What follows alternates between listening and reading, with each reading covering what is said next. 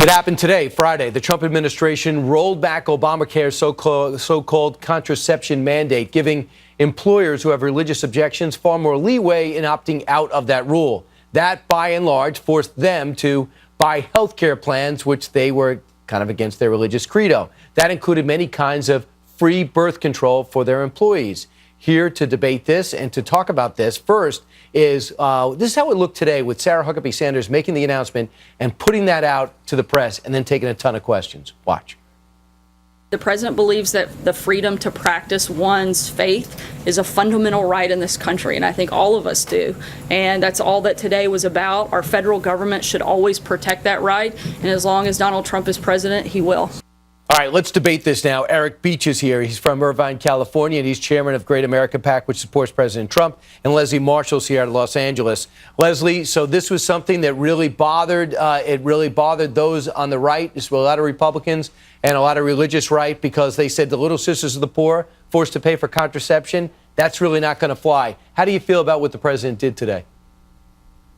Well, what the president did today, Brian, is actually goes beyond just those that and the companies that have any kind of a religious objection. It allows companies in the private sector who may not be a Catholic or religious affiliation to make the same determination. Here's my problem with it, Brian. I think it's sexist, okay? And I know you're going to think, oh, as a woman, I'm just going to throw that word around, but hear me out. This obviously affects women. It doesn't affect men. It really does affect cost. It's quite expensive for birth control out of pocket if insurance doesn't pay for it. And although I certainly love the Constitution and respect and uphold the First Amendment right, the religious freedom of everyone, don't we have freedom as women to be able to protect ourselves from a pregnancy, especially when who's going to pay for the pregnancy when you're out of work? That employer? So this is really sexist, in my opinion. You bring up a lot of different facets to this, but Eric, this is a choice for the companies, freedom for companies to decide if it's okay for them to provide money for contraception.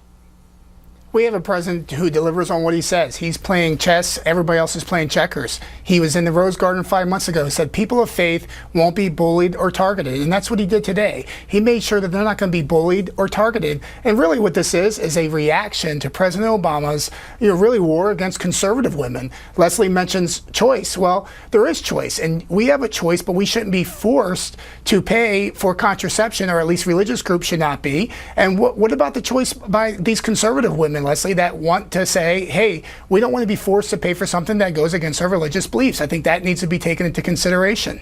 Well, it's exactly what President Trump said he was going to do. And in fact, everyone on the religious right helped put him into office, so he's doing it.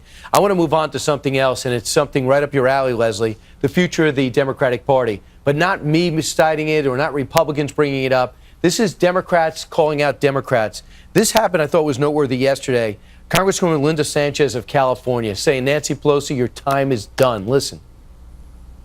I do think we have this real breadth and depth of talent within our caucus, and I do think it's time to pass the torch to a new generation of leaders, and I want to be a part of that transition. I want to see that happen.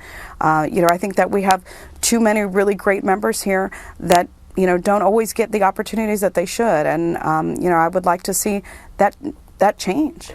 She also called out Clyburn, said you should step down as the number 3, and Steny Hoyer, your time's done. I know you're waiting for Nancy Pelosi to retire, but time for a new era. What do you think? Well, there are a couple of things here, Brian. First of all, when she said she'd like to be part of the transition, I think the translation there is she would like the job. She would like to be some of that new leadership. That aside, as a Democrat, I don't totally disagree with her, but here's the problem. It's not who you put in.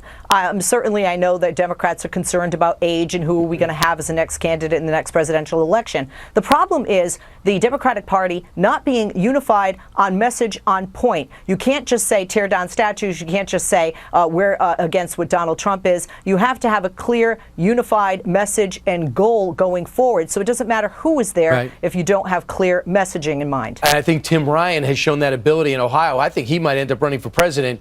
Eric, it seems there's a lot of frustration on the left because it's the same faces, but they are diminishing each and every year, really since 2008. No message, no leader. And look, a few months ago, Nancy Pelosi said she thinks she's worth it. And I happen to agree with Speaker Pelosi, or former Speaker Pelosi, that she is worth the effort. So I think, the Democrats should continue along the path that they're doing and continue to stand for nothing, not to stand, and not standing for something. So I encourage them to continue along their trajectory, and I'm all for it, and I'm happy to contribute to what they're doing. Leslie, prediction. If the House doesn't go to the Democrats in this midterm, does she step aside? Does Hoyer move up or move out? What do you think? No, I don't think so, Brian. And I think this is done left and right, quite frankly, and it's not very good, which is, just like people, they vote for the incumbents over and over, even though they complain about them. And we see the same in leadership. Although I would probably say Nancy Pelosi should have stepped aside a few weeks ago. I would have said that. But after she had a sit down with Chuck Schumer and the president, and he was agreeing with Democrats on DACA, I would say she's actually got some power back and more respect from Democrats within the House and outside. I'd have to say that some of the Republicans that have let down President Trump actually brought them into the fray to pressure Republicans, in turn putting the wind at Nancy Pelosi's back. I really believe you're right, Leslie. She does have a bounce in her step today, although I don't think she was too strong yesterday in a series of press conferences. Eric Beach, Leslie Marshall, thanks so much. Thanks, Brian. Thanks, Thank you, Leslie. Brian. All right, 24 minutes before